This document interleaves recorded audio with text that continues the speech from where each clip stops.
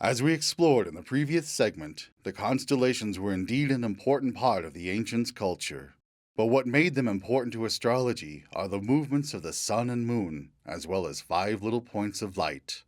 All of the other stars in the night sky seemed fixed in their positions night after night. However, these 7 heavenly bodies wandered back and forth through the zodiac. This caught the attention and curiosity of the ancient astronomers. Those moving points of light were called wanderers, or as we now call them, the planets. As they watched the wanderers, they noticed that the movements were predictable. When one point moved, another moved a little bit more, and another moved a little less. These movements were so precise, we can almost think of them as gears turning in an intricate cosmic clock. And so, the ancient astronomers began keeping records of these movements through the zodiac. As they recorded these movements, they noticed correlations with earthly events and the personalities of people born at certain times of the year. It was as if the movements of these points of light had divine influence over the events of the world and the people who inhabited it.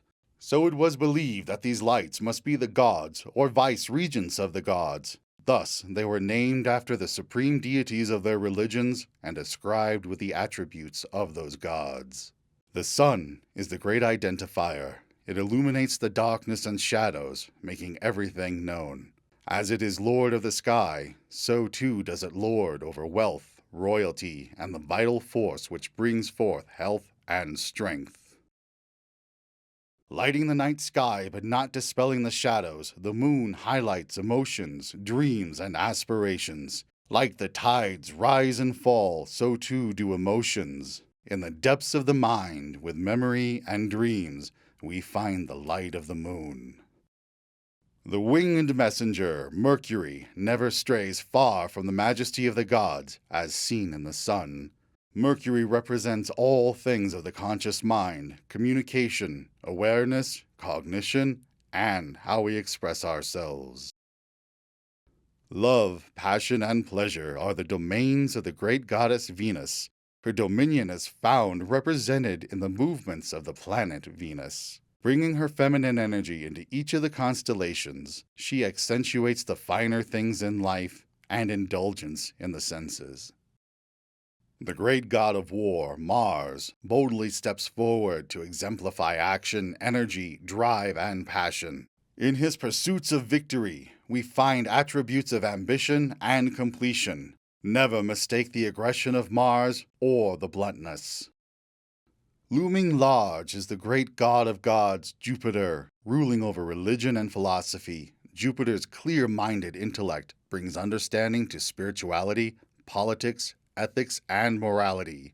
Luck and prosperity are fortunate companions for this seeker of truth.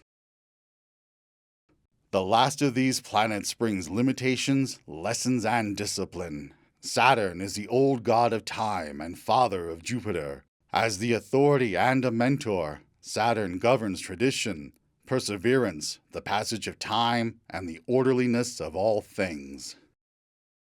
Instead of praying to these gods, the ancient astronomers studied their movements across the heavens and intensified their studies of the events on Earth and the personalities of their great leaders.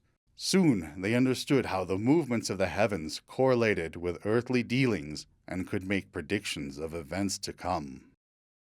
All that happens above also happens below.